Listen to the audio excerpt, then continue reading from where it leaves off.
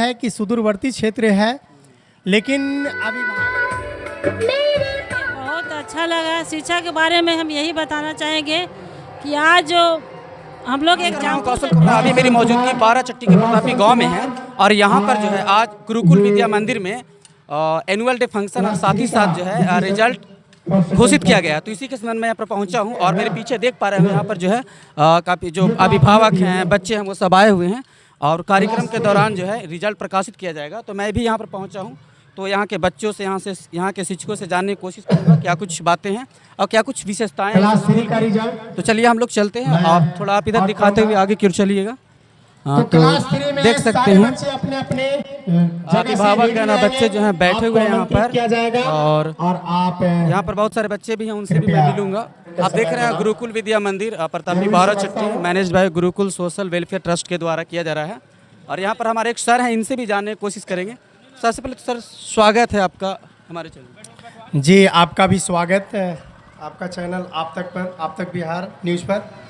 Sir पहला सवाल ये है कि गुरुकुल विद्या मंदिर में क्या कुछ विशेषताएं हैं, चूँकि आज जो है एनुअल डे फंक्शन है, समय जो है आप कार्यक्रम कर रहे हैं, क्या विशेष संदेश देना चाहिएगा अभिभावकों को और बच्चों को? देखिए, आज का जो प्रोग्राम जो रखा गया है गुरुकुल विद्या मंदिर के प्रांगण में, और इसका विशेष रूप से जो आयोजन करने का जो मुख्य उद्देश्य है कि बच्चे का एनुअल एग्जामिनेशन का रिजल्ट वितरित किया जा रहा है और इस दिन एनुअल फंक्शन के रूप में हम लोग मना रहे हैं। इसी के साथ साथ देखा जाए तो मेरी एक बेटी है स्मृति यादव, उसका भी जन्मदिन है और उसके जन्मदिन पर मैं अपनी बेटी को बहुत बधाई देता हूं, हज़ारों साल जिए और मैं कामना करता हूं कि एक लंबी उम्र सफलता के साथ जिए और सामाजिक रूप में जिए। सर सुदूरवर्ती इलाका बाराचट्टी क्षेत्र है, इसमें बहुत दूर दूर से बच्चे जुड़ पाते हैं और इतने सुदूरवर्ती इलाके में गुणवत्तापूर्ण शिक्षा दे पाना, इसमें आपकी कितनी मेहनत है और जो अभिभावक हैं उनका कितना सपोर्ट आपको मिल पाता है? जी, इसमें सबसे बड़ी बात ये है कि सुदूरवर्ती क्षेत्र है, लेकिन अभिभावक जब मैं स्कूल को खोला था या तो इस क्षेत्र में जब मैंने शिक्षा देने का जो शुरुआती में काम किया था, उस समय लोगों में उतनी जो उत्साह होनी चाहिए हर एक लोगों में नहीं होती थी।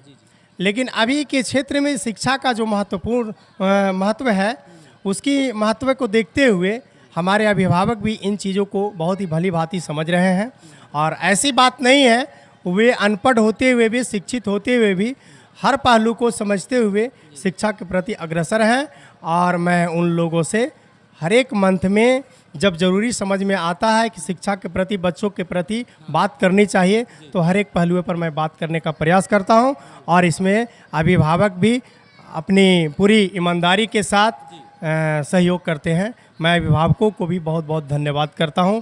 आगे भी आप अपने बच्चे के प्रति और एक शिक्षा के प्रति आपका लगाव बढ़ता रहे, मैं ऐसा उम्मीद करता हूं। सर थोड़ा तीखा सवाल, चूँकि रिपोर्टरों का आदत है थोड़ा तीखा सवाल पूछने का। बाराचट्टी में बहुत सारे विद्यालय हैं सर, आप ही के विद्यालय में बच्चे क्यों जुड़े? देखिए, बाराचट्टी में और इस क्षेत्र में भी बहुत से विद्यालय हैं और सभी विद्यालय के संचालकों को मैं धन्यवाद और आभार प्रकट करता हूं कि उन्होंने बच्चों को शिक्षा देने का जो अपना पेशा चुना है, काम चुना है। इसे मैं पेशा नहीं समझता हूँ, एक सेवा समझता हूँ, लेकिन लोगों की नज़र में एक पेशा ही माना जाता है। तो मैं और जितने भी संचालक हैं, मैं उनकी भी भावना को समझता हूँ, एक सेवा की भाव से वो सेवा क्षेत्र में जुड़े हैं और ऐसी बात नहीं है, वो सभी स्कूल में अभिभावक जुड़े हुए हैं और हर संचालकों की सोच एक ही होती है कि बच्चों को शिक्षित करें, लेकिन सभी का तकनीक अलग अलग होती है और मैं अपना तकनीक के नज़रिए से लोगों को शिक्षित करता हूं, समाज में क्या ज़रूरत है, आगे हमारे अभिभावकों को क्या चीज़ की ज़रूरत है और हमने अपने जीवन में एक शिक्षा के प्रति हमारे अभिभावकों से क्या क्या कमियां रह गई, हमारे भी अभिभावक की चाहत रही और उन्होंने बहुत अच्छी तरह से हमें शिक्षित करने का प्रयास किया, लेकिन जानकारी के अभाव में कुछ चीज़ें ऐसा है जो रह गई और मैं उसे आगे भी बच्चे और अभिभावकों को, बच्चों को ऐसी जानकारी से अभाव में न रहें, इसीलिए मैं उन्हें भी भरपूर यानी प्रयास कर रहा हूं कि उससे लोगों को मतलब सहायता मिले और उस तरह का जानकारी मिले। सर एक सवाल, अभी पूरे बिहार, पूरी इंडिया में बवाल मचा चुका है जहानाबाद के जो केंद्रीय विश्वविद्यालय उनकी एक महिला शिक्षक हैं, उनका बिहार को लेकर के जो रवैया है अभी उसी तरीके से गाली गलौज के तरीके से, इस पे आप क्या टिप्पणी करना चाहिए? देखिए, सबकी अपनी अपनी सोच होती है और देश मेरा हमारा है, हमारा देश है, चाहे वो बिहार हो या अन्य भी बंगाल हो, कोई भी राज्य है वो हमारे देश ही है और एक अभिन्न अंग है हमारे देश की बंगाल या कोई भी राज्य जैसे बिहार है। तो मैं इस पर ज़्यादा कुछ नहीं कहना चाहता हूँ। एक शिक्षक की मानसिकता यदि इस प्रकार की है तो सबसे पहली बात है कि उनको शिक्षक की पद से तो छोड़ देनी चाहिए और शिक्षक की मानसिकता इस प्रकार से रहेगी तो शिक्षक कहलाने लायक नहीं है, क्योंकि एक शिक्षक की भूमिका जो होती है वो सभी हमारे देश के बच्चे में या कहीं भी लगे कि एक सही चीज़ होनी चाहिए, वो उन्हें करने की ज़रूरत है। ये नहीं कि बंटवारे की भाव या भेदभाव या इस तरह की बातें। तो बिहार से नहीं, कहीं के भी शिक्षक किसी भी प्रकार से, वो हमारे बिहार के भी शिक्षक यदि किसी भी तरह से टिप्पणी करते हैं, इस तरह की भड़काऊ विवादित बयान देते हैं, तो इस पर तो मैं बहुत ही खेद प्रकट करता हूँ। बहुत बहुत धन्यवाद आपका। कि मैं बताना चाहूँगा कि बिहार मोक्ष की धरती है, ज्ञान की धरती है और इस इतिहास के बारे में उन्हें एक बार पढ़ लेनी चाहिए। यदि वो एक शिक्षक के पद पर स्थापित हुए हैं तो सबसे पहले इस इतिहास को पढ़नी चाहिए। बिहार ने हमारे देश के गौरव को बढ़ाने के लिए बहुत ही अहम योगदान दिया है। यहाँ से सबसे पहले हमारे देश की राष्ट्रपति मिला है, तो उन्हें सबसे पहले इनसे बात करने से पहले तो अपनी आत्मा में झांक के देखनी चाहिए।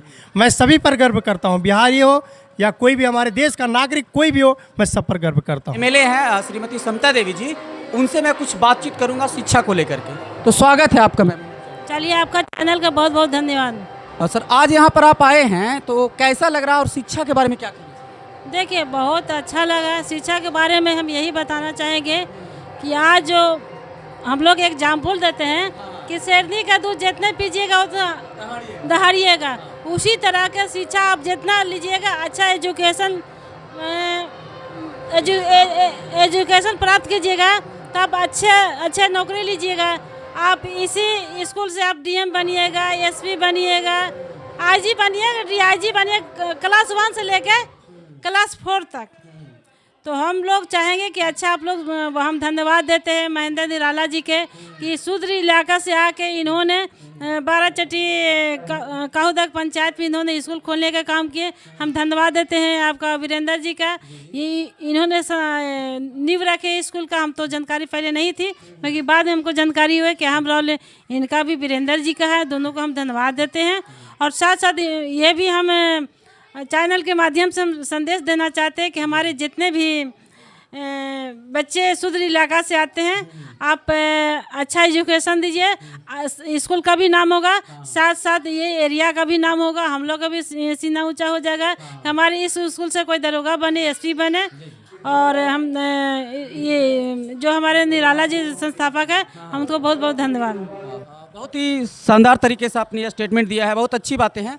तो मैं भी चाहूँगा कि गुरुकुल विद्या मंदिर फले फूले आगे बढ़े और मैं ये मेरा विशेष मानना है कि 12 चट्टी सुदूरवर्ती जैसे इलाके में अगर शिक्षा का अलग इस तरह जगा रहे हैं महेंद्र कुमार निराला सर, और मेरी ऐसी कामना है कि 12 चट्टी के जो बच्चे हैं वो जीवन में आगे बढ़ें, एसपी डीएसपी दरोगा डीआईजी हो और अपने क्षेत्र का पूरे विश्व पटल पर नाम लहराएं, ऐसे मेरी कामना है।